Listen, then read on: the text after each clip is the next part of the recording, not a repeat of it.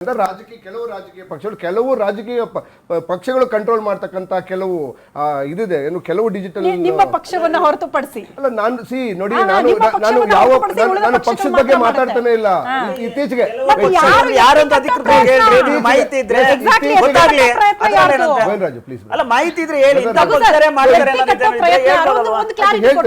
ನೋಡಿ ಇತ್ತೀಚೆಗೆ ಇರ್ತಕ್ಕಂತ ಸರಿಸುಮಾರು ದೇಶದಲ್ಲಿ 5 ರಿಂದ 10 ಲಕ್ಷ ಯೂಟ್ಯೂಬ್ ಚಾನೆಲ್ಗಳಿದಾವೆ ಆ ಯೂಟ್ಯೂಬ್ ಚಾನೆಲ್ಗಳಿಗೆ ಅವ್ರಿಗೆ ಅಪ್ಪನೂ ಗೊತ್ತಿಲ್ಲ ಅಮ್ಮನೂ ಗೊತ್ತಿಲ್ಲ ಅವ್ರಿಗೆ ಎಲ್ಲಿಂದ ದುಡ್ಡು ಬರ್ತದೆ ಅಂತ ಗೊತ್ತಿಲ್ಲ ಲಕ್ಷಾಂತರ ಕೋಟಿ ನಾಟ್ ರೂಪಾಯಿ ಅಲ್ಲ ಲಕ್ಷಾಂತರ ಕೋಟಿ ದುಡ್ಡು ಹರಿದು ಬರ್ತಾ ಇದೆ ಅವರ ಮೂಲ ಉದ್ದೇಶ ಏನು ಅಂತ ಹೇಳಿದ್ರೆ ಯಾರನ್ನೋ ಒಬ್ಬನ ಮೇಲೆ ಎತ್ತದು ಯಾರನ್ನೋ ಒಬ್ಬನ ಕೆಳಗಡೆ ಎತ್ತದು character I am not talking about particular one so ಕೆಲವು ಏನಾಗ್ತಾ ಇದೆ it is called as a perception terrorism ಈ ಪರ್ಸೆಪ್ಷನ್ ಟೆರರಿಸಂ ಇಂದ ಏನಾಗ್ತಾ ಇದೆ ಡಿಜಿಟಲ್ ಮಾಧ್ಯಮವನ್ನು ಎಕ್ಸೆಪ್ಟ್ ಚಾನೆಲ್ ಗಳನ್ನ ಬಿಟ್ರೆ ಯೂಟ್ಯೂಬರ್ಸ್ ಅನ್ನು ಯಾಕೆ ಜನ ನಂಬೋದಿಲ್ಲ ಅಂತ ಹೇಳಿದ್ರೆ because of this perception terrorism activity ಯಾರನ್ನೋ ಮೇಲೆತ್ತೋ ಕೆಲಸ ಮಾಡ್ತಾರೆ ಬೇರೆ ಯಾರನ್ನೋ ಹಾಳು ಮಾಡುವಂತ ಕೆಲಸ ಮಾಡ್ತಾರೆ ಇನ್ಯಾರ್ದೋ ಒಂದು ದೊಡ್ಡ ಎಗಡ ಬಿದ್ದಿದ್ರು ಅಥವಾ ದೊಡ್ಡ ತಪ್ಪಾಗಿರೋ ಅದ್ರ ಬಗ್ಗೆ ಮಾತಾಡೋದೇ ಇಲ್ಲ ಜನರ ಮನಸ್ಥಿತಿ ಅರ್ಥ ಆಗಿಲ್ಲ ಜನರು ದಡ್ಡರಾಗಿಲ್ಲ ಈಗ ಜನರು ದಡ್ಡರಾಗಿಲ್ಲ ವ್ಯಕ್ತಿಗಳೇ ಸರಿ ಇಲ್ಲ ರಾಜಕೀಯ ಪಕ್ಷಗಳೇ ಸರಿ ಇಲ್ಲ ಅವ್ರ ಷಡ್ಯಂತ್ರಕ್ಕೆ ಅವ್ರ ರಾಜಕೀಯ ಬೆಳೆ ಬೇಯಿಸ್ಕೊಳ್ಳೋಕೆ ಇನ್ನೊಂದು 4 ಜನರು ಕರ್ಕೊಂಡ್ ಬರ್ತಾರೆ ಕಲ್ಲು ಓಡಿಸ್ತಾರೆ ಇಲ್ಲ ಅಂದ್ರೆ ಕಾಲ್ ತುಳಿತ ಉಂಟಾಗುತ್ತೆ ಇಲ್ಲ ಗಲಭೆ ಎಬ್ಬಿಸ್ಬಿಟ್ಟು ಹೋಗ್ತಾರಪ್ಪ ಶಾಂತಿ ಭಂಗ ಮಾಡ್ತಾರೆ ಅಂತ ಜನನೇ ಮಾತಾಡ್ತಿದ್ದಾರೆ 100% ನೋಡಿ ಎಲ್ಲ ನೋಡಿ ರಾಜಕೀಯ ಅಂತ ಹೇಳಿದ್ರೆ ಜನಗಳಿದ್ರೆ ರಾಜಕೀಯ ಮಾಡೋದು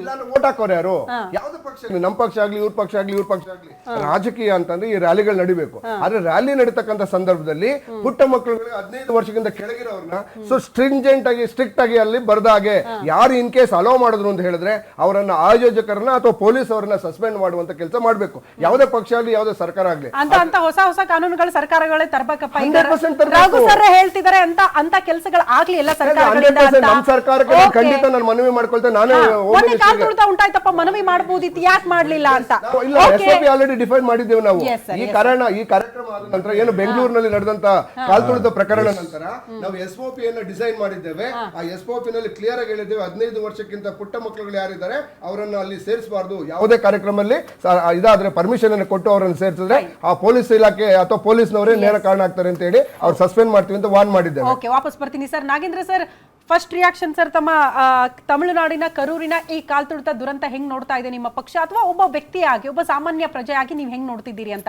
ಈ ತರ ಚುನಾವಣಾ ಪ್ರಚಾರ ರ್ಯಾಲಿಗಳು ಬೇಕಾ? ಒಂದು ಪಕ್ಷ ಕಟ್ಟಿದ್ದಾರೆ, ಹೇಳೋ ಟೈಮಿಗೆ ಬರಲ್ಲ, ಇನ್ಯಾವುದೋ ಟೈಮಿಗೆ ಬರ್ತಾರೆ, ಯಾವುದಕ್ಕೋ ಪ್ರಚಾರಕ್ಕೆ ಬರ್ತಾರೆ, ಇನ್ಯಾರ್ದೋ ತಪ್ಪಿಗೆ ಇನ್ಯಾರೋ ಬಲಿ ಆಗಬೇಕು ಅನ್ನುವಂಥ ಪರಿಸ್ಥಿತಿ ಇದೆ. ಇವತ್ತು ಏನು ತಮಿಳುನಾಡಿನಲ್ಲಿ ದುರ್ಘಟನೆ ನಿಜವಾಗ್ಲೂ ಇದು ಒಂದು ಇತಿಹಾಸ ಸೃಷ್ಟಿ ಮಾಡೋ ಅಂಥದ್ದು. ಮತ್ತು ಅದಕ್ಕೆ ನಾವು ಇಡೀ ಒಂದು ದೇಶನೇ ಕರಾಳ ಇತಿಹಾಸ. ಇದು ಮೊನ್ನೆ ನಡೆದಿರೋಂಥಲ್ಲ. 1954ರಲ್ಲಿ ಪ್ರಯಾಗ್ರಾಜಲ್ಲಿ ಕುಂಭಮೇಳದಲ್ಲಿ 800 ಜನ ಸತ್ತಿದ್ರು ಕಾಲ್ತುಳಿತಲ್ಲಿ. ಅಲ್ಲೂ ಸರ್ಕಾರಗಳು ಎಚ್ಚೆತ್ಕೊಂಡಿಲ್ಲ. ಅದಾದಮೇಲೆ 2005ರಲ್ಲಿ ಮಹಾರಾಷ್ಟ್ರ ಕಾಲ್ತುಳಿತ ಇತ್ತು, 340 ಜನ ಸತ್ತಿದ್ರು, ಅಲ್ಲೂ ಎಚ್ಚೆತ್ಕೊಳ್ಳಿಲ್ಲ. ಅದಾದಮೇಲೆ 2013ರಲ್ಲಿ ಮಧ್ಯಪ್ರದೇಶದ ದಾತಿ ಜಿಲ್ಲೆಯ ರತನ್ಗಢ ಮಾತಾ ದೇವಾಲಯದಲ್ಲಿ 115 ಜನ ಸತ್ತರು. ಅದಕ್ಕೂ ಏನು ಉತ್ತರಗಳು ಸಿಗಲಿಲ್ಲ ದೇಶದಲ್ಲಿ. 2017 ಮುಂಬೈಯಲ್ಲಿ ಅವತ್ತು 300 ಜನ ಸತ್ತರು. ಅತ್ರಾಸ್ ಕಾಲ್ತುಳಿತ 121 ಜನ ಸತ್ರು. ಅಲ್ಲಿ ಸೂರಜ್ ಪಾಲ್ ಗ್ರಾಮದ ಅಲಿಯಾಸ್ ಬೋಲೆ ಬಾಬಾ ಅನ್ನೋ ಒಂದು ಕಾರ್ಯಕ್ರಮದಲ್ಲಿ.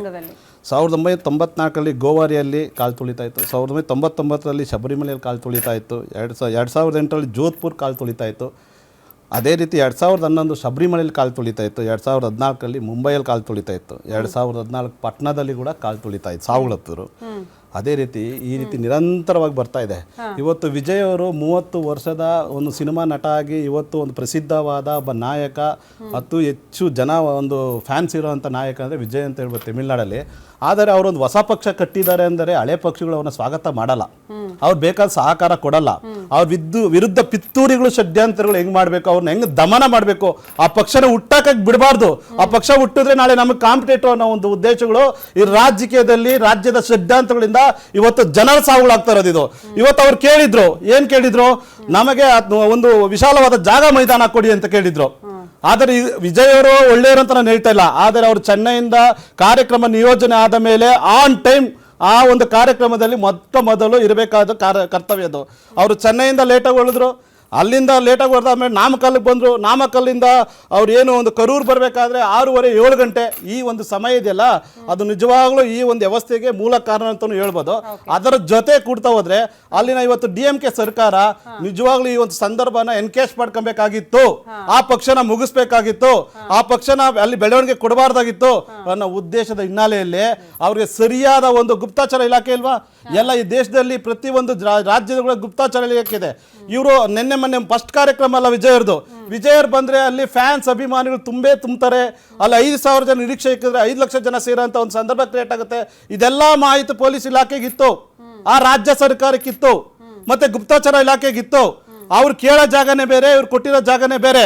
ಅವ್ರು ಕೊಟ್ಟಿರೋ ಜಾಗ DMK ಅಂದ್ರೆ ಸ್ಟಾಲಿನ್ ಅವರು ಬೇಕು ಅಂತ ಷಡ್ಯಂತ್ರ ಪ್ರೀಪ್ಲಾನ್ ಅಂತ ಹೇಳ್ಬೋದು. ನೋಡಿ ಅಲ್ಲಿ ಸೇರಿದ ಜನ ಏನು 10,000 ಜನ ಸೇರ್ತಾರೆ. 10,000 ಜನಕ್ಕೆ ಕೊಟ್ಟಿದ್ದ ಜಾಗ ಎಷ್ಟು? 1.20 ಲಕ್ಷ ಸ್ಕ್ವೇರ್ ಫೀಟ್ ಇರೋಂಥ ಜಾಗದಲ್ಲಿ 10,000 ಜನ ನಿರೀಕ್ಷೆ ಮಾಡಕ್ಕಾಗುತ್ತಾ? ಇವ್ರ ಕಾರ್ಯಕ್ರಮಗಳನ್ನ ನೋಡಿದೀವಿ ಟಿವಿಯಲ್ಲಿ, ಹಲವಾರು ಕಾರ್ಯಕ್ರಮ ಮಾಡಿದ್ದಾರೆ, ಲಕ್ಷಾಂತರ ಜನ ಸೇರಿದ್ದಾರೆ. ಇದೆಲ್ಲ ಗೊತ್ತಿದ್ರು ಕೂಡ ಇವರು ಸರಿಯಾಗಿ ಆ ರಾಜ್ಯ ಸರ್ಕಾರ ಇವರಿಗೆ ಸರಿಯಾದ ವ್ಯವಸ್ಥೆ ಕೊಡದೆ, ಸರಿಯಾದ ವಿಶಾಲವಾದ ಮೈದಾನ ಕೊಡದೆ, ಇವನ ಷಡ್ಯಂತ್ರದಿಂದ ಹೆಚ್ಚು ಹೆಚ್ಚಿನ ಜನನ ಪ್ರೋತ್ಸಾಹ ಮಾಡಿ ಈ ಒಂದು ಷಡ್ಯಂತ್ರದಲ್ಲಿ ಅಮಾಯಕರು ಬಲಿಯಾಗಿದ್ದಾರೆ. ಅಂದ್ರೆ ಆ ರಾಜ್ಯ ಸರ್ಕಾರವನೇ, ಆ ಗುಪ್ತಚರ ಇಲಾಖೆ ಹೊಣೆ, ಮತ್ತೆ ಆ ಏನು ಒಂದು ಅಲ್ಲಿ ಒಂದು ಪೊಲೀಸ್ ಡಿಪಾರ್ಟ್ಮೆಂಟ್ ನೇರ ಹೊಣೆ ಅಂತ ಹೇಳ್ಬೋದು. ಇದು ಕಾಲಾಂತರ ಏನಾಗ್ತದೆ ದಿನನಿತ್ಯ. ಇವತ್ತು ಬೆಂಗಳೂರಲ್ಲಿ ನಡೀತು, ಈಗ ಆದ್ರೂ ಬೆಂಗಳೂರು ನಡೆದ ಮೇಲೆ ಕರ್ನಾಟಕದಲ್ಲಿ ನಡೆದಂತ ಒಂದು ಕಾಲ್ ತುಳಿತ RCB ಅಲ್ಲಿ, ಮತ್ತೆ ತಮಿಳುನಾಡಿನ ಕಾಲ್ ತುಳಿತ ತನಿಖೆ ಯಾವ ಲೆವೆಲ್ ಕೊಡ್ತಾ ಇದ್ದಾರೆ? CBI ಕೊಡ್ತಾ ಇಲ್ಲ, ಅವರು ನ್ಯಾಯಾಂಗ ತನಿಖೆ ರಿಟೈರ್ಡ್ ಜಡ್ಜ್ ಕೊಡ್ತಾ ಇದ್ದಾರೆ. ಆ ತನಿಖೆಗಳು ಎಲ್ಲೋ ನಿಲ್ತಾ ಇದಾವೆ. ಎಷ್ಟು ಸತ್ಯಾಚೆ ಬಂದಿದೆ, ಎಷ್ಟು ಜನ ಶಿಕ್ಷೆ ಆಗಿದೆ, ಎಷ್ಟು ಜನ ಜೈಲಿಗೆ ಹೋಗಿದ್ದಾರೆ. ಅಮ್ಮಮ್ಮ ಅಂದ್ರೆ ತಮಿಳುನಾಡು ಸರ್ಕಾರ ಏನ್ ಮಾಡ್ಬೋದು? ಒಂದು ಮಾಡಿದ್ರೆ ಅಲ್ಲಿನ ಪೊಲೀಸ್ ಅಧಿಕಾರಿಗಳನ್ನ ಸಸ್ಪೆಂಡ್ ಮಾಡ್ಬೋದು. ನಮ್ಮ ರಾಜ್ಯದಲ್ಲಿ ಆಯ್ತಲ್ಲ ಅದೇ ರೀತಿ ಆ ಒಂದು ಪರಿಸ್ಥಿತಿ ತರ್ತಾ ಇದ್ದಾರೆ. ಇನ್ಯಾರ್ದು ತಪ್ಪಿಗೆ ಇನ್ಯಾರನ್ನು ಬಲಿ ಮಾಡ್ತಾರೆ. ಇವತ್ತು ವಿಜಯನವ್ರನ್ನ ಒಂದು ಫೇಮಸ್ ಆಕ್ಟರ್ ನ ಬೆಳಿಬಾರ್ದು, ಇನ್ನೊಂದು ಹೊಸ ಪಕ್ಷ ಹುಟ್ಟಾಕ್ಬಾರ್ದು, ಹೊಸ ಪಕ್ಷ ಬೆಳಿಬಾರ್ದು ಅನ್ನೋ ಉದ್ದೇಶ. ನೋಡಿ ಶ್ರುತಿ, ದಯವಿಟ್ಟು ನಾನು ರಾಜಕೀಯ ಮಾಡಕ್ಕೆ ಗೊತ್ತಿಲ್ಲ. ಸೊ ರಾಜಕೀಯ ವಿಚಾರವನ್ನೇ ರಾಜಕೀಯವಾಗಿ ತೂತು ಮೇಮೆ ಮಾಡ್ಬೇಕು, ನಾನು ನಿಮ್ಮನ್ ಬೈತೀನಿ ನೀವು ನಮ್ಮನ್ ಬೈನಿ ಅಂತ ವಿಚಾರ ಕೂತ್ಕೊಂಡ್ರೆ ಚರ್ಚೆ ಮಾಡಿ. ನಿಜವಾಗ್ಲೂ ಇವತ್ತು ಚರ್ಚೆ ಮಾಡಬೇಕಾಗಿರ್ತಕ್ಕಂಥ ಈ ರೀತಿಯ ಘಟನೆಗಳನ್ನು ಹೇಗೆ ಸ್ಟಾಪ್ ಮಾಡೋದು ಅಂತ ಹೇಳಿ. ಓಕೆ, ನಮ್ಮ ಮಿತ್ರರು ಜೆಡಿಎಸ್ ವಕ್ತಾರರು ಮಾತಾಡ್ತಾ ಇದ್ರು, ಅವರು JDS ನ ಭಾಗ, ಬಿಜೆಪಿ ನ ಭಾಗ ಕೂಡ. ಸೊ ಹಾಗಾದ್ರೆ ಡಿಸ್ಕ್ರಿಮಿನೇಟೆಡ್ ಜನಕ್ಕೆ ನ್ಯಾಯ ಇಲ್ಲಂದ್ರೆ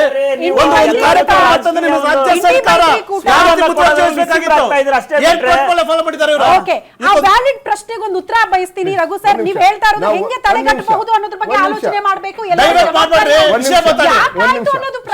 ಶ್ರುತಿ, ಒಂದ್ ನಿಮಿಷ ನೀವು ನನ್ನ ಮಾತಾಡ್ದಂಗೆ ಮಧ್ಯಾಹ್ನ ನಿಲ್ಸೋದಾದ್ರೆ ನನಗೆ ಉತ್ತರ ಕೊಡಿ. ನಾನು ಅದಕ್ಕೆ ಅವ್ರು ಮಾತಾಡ್ತಾ ಇದ್ದಾಗ ನಾನು ಮಾತಾಡಿದ, ದಯವಿಟ್ಟು ವೆಯ್ಟ್ ಮಾಡಿ. ನಾವು ಈಗ ಏನು ಬೀದಿ ನಾಯಿಗಳಲ್ಲ, ನಾವು ಮೆಚೂರ್ಡ್ ಇರ್ತಕ್ಕಂಥವ್ರು. ಬೀದಿ ನಾಯಿಗಳ ರೀತಿ ಕಚ್ಚಾಡೋದಾದ್ರೆ ನೀವು ಕಚ್ಚಾಡಿ, ನಾನು ವೆಯ್ಟ್ ಮಾಡ್ತೀನಿ. ಓಕೆ, ನಾನು ಉತ್ತರ ಕೊಡ್ತೇನೆ. ಸೊ ಹಾಗಾಗಿ ಈಗ ನಮ್ಮ ಬಿಜೆಪಿ ಏನು JDS-BJP ವಕ್ತಾರರು ಏನು ನಮ್ಮ ನಾಗೇಂದ್ರ ಅವರು 2 ವಿಚಾರವನ್ನು ಎತ್ತಿದ್ರು. ಏನು ಅಂತಂದ್ರೆ ಇದು DMK ಇಂಡಿಯಾ ಮೈತ್ರಿಕೂಟ. ಹೌದು, ಇಂಡಿಯಾ ಮೈತ್ರಿಕೂಟ. ಸೊ ನೀವು ಸ್ವಾಮಿ, ನೀವು ಡಿಸ್ಕ್ರಿಮಿನೇಟೆಡ್ ಪ್ರಶ್ನೆ ಮಾಡೋದನ್ನ ಬಿಟ್ಟು ನಿಮ್ಮ ಯೋಗಿ ಆದಿತ್ಯನ ತೆಗ್ದಾಕ್ಬೇಕಾದ ಒಂದು ಪ್ರಶ್ನೆ ಮಾಡ್ಬೇಕಾದ ನೀವು ಬಡಿ. ನಾನು ಆಗ್ಲೇ ಹೇಳಿದೆ, ನಾನು ರಾಜಕೀಯ ಮಾಡಕ್ ಕೊಡ್ತಿಲ್ಲ ಅಂತ ಹೇಳಿ. ಆದ್ರೆ ಇದು ನಿಜವಾಗ್ಲೂ ಏನಾಗ್ತದೆ, ರಾಜ್ಯ ಸರ್ಕಾರದ ಹೊಣೆ ಏನು ಅಂತಾರೆ, ಕಾನೂನು ಸುವ್ಯವಸ್ಥೆಯನ್ನು ಕಾಪಾಡೋದು ಮತ್ತೆ ಪರ್ಮಿಷನ್ ಕೊಡೋದು. ನಾವು ಪರ್ಮಿಷನ್ ಕೊಟ್ಟಿದ್ದು ಕೇವಲ 10,000ಕ್ಕೆ. ನಾವು ಪರ್ಮಿಷನ್ ಅವ್ರು ಕೇಳಿದ್ದು 5,000ಕ್ಕೆ ಕೇಳಿದ್ರು, 10,000ಕ್ಕೆ ಅಂತ ಹೇಳಿ 10,000 ಕೊಟ್ಟಿದ್ದೇವೆ. ಸೊ ಎಸ್, ಅಫ್ ಕೋರ್ಸ್ ಏನಾಗ್ತದೆ, ಈಗ ಕತ್ಲೇನು ಆ ಸಣ್ಣ ಜಾಗದಲ್ಲಿ ಮಾಡುವಂತ ಆಯೋಜಕರು ಯಾರಿಗೂ ಗೊತ್ತಿಲ್ಲದೆ ಅದು ಎಲ್ಲ ನಿಮ್ಮ ಬಿಜೆಪಿ ರೇ. ಯಾಕೆ ಹೌದು,